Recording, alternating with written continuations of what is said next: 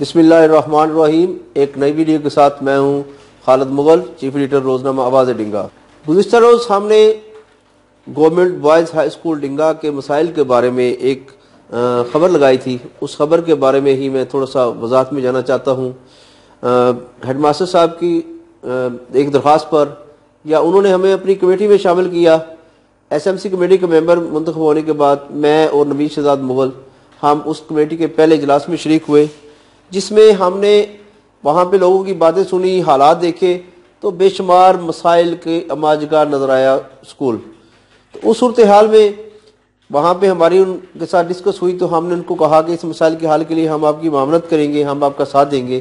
تو یہ ادارہ مادر علمی بڑی پرانی ادارہ ہے، جہاں سے بہت سے لوگ یہاں سے تعلیم حاصل کر کے گئے، آج زندگی کے مختلف شعبہ جات میں نمایاں کارکردگی دکھا رہے ہیں، مختلف پوسٹوں پہ بیٹھے ہوئے ہیں۔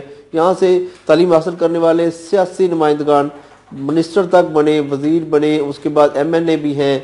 تو یہ اس کے علاوہ بیوروکریسی میں بھی بہت سی پوسٹوں پہ بیٹھے ہوئے ہیں۔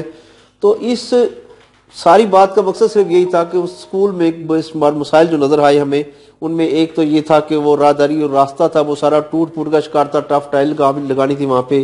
دوسرا بچوں کے لیے واش روم کی قلت تھی۔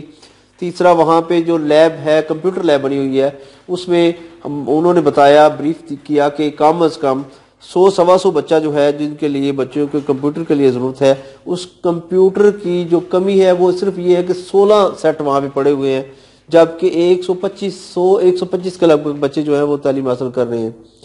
یہ ایک ایسا اہم ترین مسئلہ ہے جس کی میں ارباب اختیار، اراکین اسمبلی اور مخیر حضرات کی توجہ دلانا چاہتا ہوں کہ آپ لوگ بیرون ملک بھی ہمارے بہت سارے لوگ بیٹھے ہوئے ہیں، ماشاءاللہ یہاں سے تعلیم حاصل کر کے وہاں پہ سیٹل ہیں اور اچھی جگہوں پہ وہ کام کر رہے ہیں۔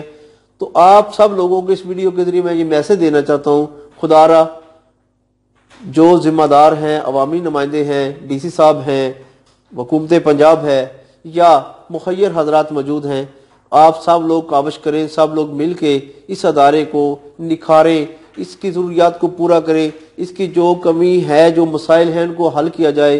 یہ بہت امپارٹنٹ مسئلہ ہے۔ اس میں آلریڈی ایک دو باتیں میں یہ بھی کلیئر کرنا چاہتا ہوں کہ مخیر حضرات کی طرف سے پہلے بہت تعاون رہا ہے، کچھ اسکول کے بلاکس بنے گئے ہیں، اور ایک جو شیڈ بنا ہوا ہے یوسف جاٹ کی طرف سے، ان کو بھی سب لوگوں کو خراج تحسین بھی پیش کرتے ہیں کہ ان لوگوں کی کاوشوں سے اسکول کے بہت سارے مسائل کم ہوئے۔ لیکن یہ بہت بڑا ادارہ ہے، بہت پرانا ادارہ ہے، بہت زیادہ بچے زیر تعلیم ہیں۔ تو میں اس ویڈیو کے ذریعے آپ سب لوگوں کو یہ میسج دینا چاہتا ہوں کہ خدا را اس تعلیمی ادارے کی جو حالت ہے اس کو بہتر بنانے کے لیے ہم سب مل کر آگے بڑھیں، اور حکومت سے بھی التجا کریں، عوامی نمائندگان بھی جو ہیں وہ اس میں اپنا شوق دکھائیں، جذبہ دکھائیں اور اس مسائل کو حل کریں۔